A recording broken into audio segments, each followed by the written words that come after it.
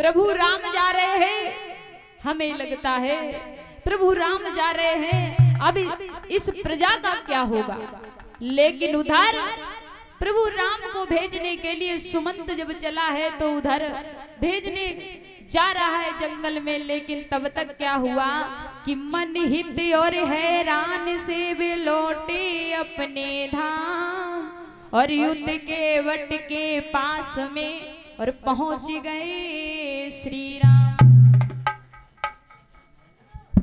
क्या हुआ, जिस समय प्रभु राम केवट के पास में पहुंचे हैं, उसी समय भैया केवट ने देखा तो क्या हुआ, एकदम से पहुंच जाते हैं। उसी समय केवट ने जवाब दिया, आओ हम तुम्हारे सब मर्म को जानता हूं।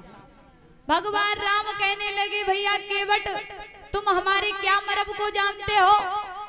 जवाब दिया, तुम्हें नहीं पता, तुम जिस समय आ रहे हो हम तुम्हारे सब समय को जानता हूं और तुम्हारे सब मर्म को जानता हूं।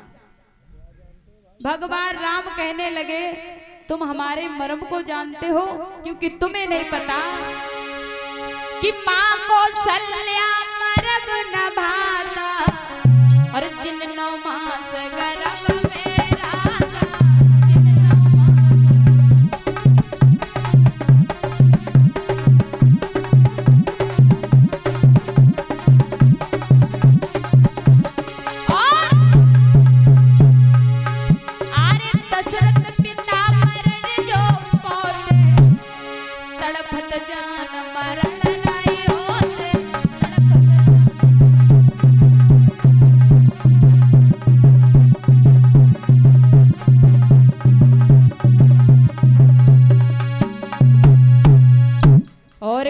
राता, मारे भरी भरी ताना, और कहिए तुम्हार मरम मैं जाना।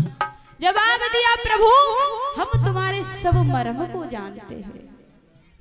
भगवान राम ने जवाब दिया, मेरी मैया मेरे पिताजी ने नहीं मेरा मर्म जान पाया, और तुम कह रहे हो हमारे मर्म को जानते हो।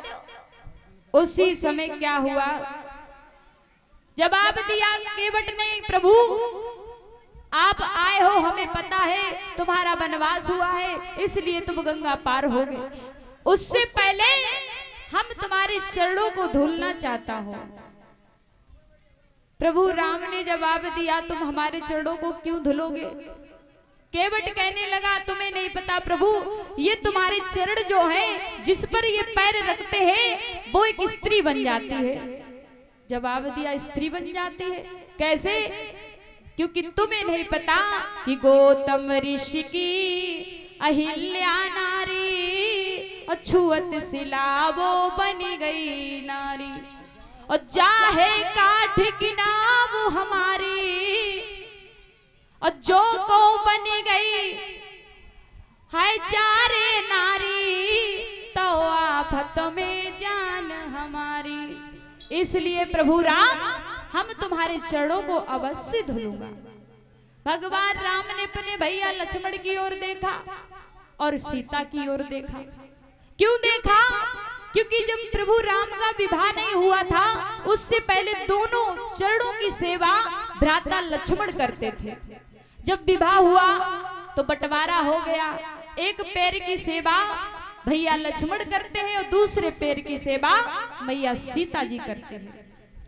उसी समय आज प्रभु राम ने देखा, देखो भैया तुम जिन चरणों की एक एक सेवा करते हो, आज वही केवट इन दोनों चरणों की सेवा करने के लिए खड़ा है। आज उसी समय क्या हुआ, लेकिन विचार करने लगा, क्या करने लगा कि प्रभु राम के चरण धोऊंगा तो हम अपने जीवन को धन्य बनाऊंगा। उसी समय एक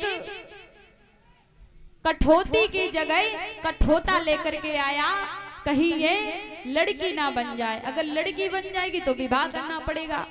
इसलिए केवट जो था एक कठौता लेकर के आया, उसमें से गंगा जल लिया, गंगा जल लेकर के प्रभु राम के चरणों को धुला, और वह जो चढ़ा मृत था वह अपने परिवार को अमृत के समान सबको पिला दिया था। बोलिए सच्ची दरबार की, बोलिए गोविंद भगवान की। अब नाव पर बैठाने के लिए जैसे ही चले तो कि विचार करने लगे, और ये जो नाव थी ये कौन थी?